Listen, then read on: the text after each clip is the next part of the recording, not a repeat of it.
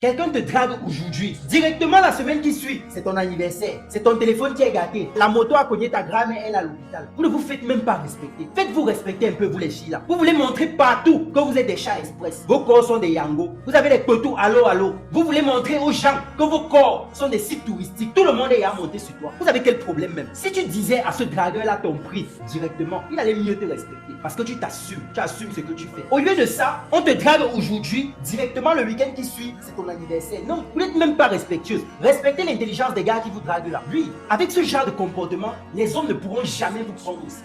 Vous montrez directement que vous êtes à vendre, que vous êtes des marchandises. Que au garçon qui vient te draguer, c'est plutôt mougou. Donc il faut lui demander l'argent vite pour voir s'il est sérieux. J'ai toujours dit que vous les gens là, mais vous êtes d'abord bien bêtes. Parce que quand on évalue même votre raisonnement là, ça ne tient jamais là. Je ne sais même pas si vous réfléchissez quand vous dites ça. Le gars te drague, il te dit qu'il a envie de construire quelque chose avec toi. Tu lui dis, apprenons d'abord à nous connaître. Ok, il n'y a pas de problème. Directement le soir, c'est toi qui as déjà un problème de 10 000, tu veux un dépôt. Le week-end, c'est déjà ton anniversaire. Tu as rencontré un gars aujourd'hui. Il regarde ton statut, il voit jour J-2, tu es trop sage. C'est ton anniversaire qui est là. À peine il t'a dragué. Et quand il te dit, on vient de se connaître, tu te plains que il cherche les hommes capables. Le genre qui va directement décaisser le jeton. Tes copines là, qui te donnent les conseils de chercher ce genre de gars là, elles te disent pas la vérité. Elles te montrent une vie de luxe sur les réseaux. Elles te disent que c'est parce qu'elle est tombée sur un gars capable qui décaisse le jeton directement. Elle ne te dit pas la vérité. La vérité, c'est qu'elle vend le piment. Elle assume son commerce auprès de ses clients là et on lui donne l'argent pour son piment. Et elle ne te dit jamais qu'elle vend le piment. Elle te dit qu'elle est tombée sur un gars capable. Tu commences à dire même prière. Non, c'est l'argent du piment.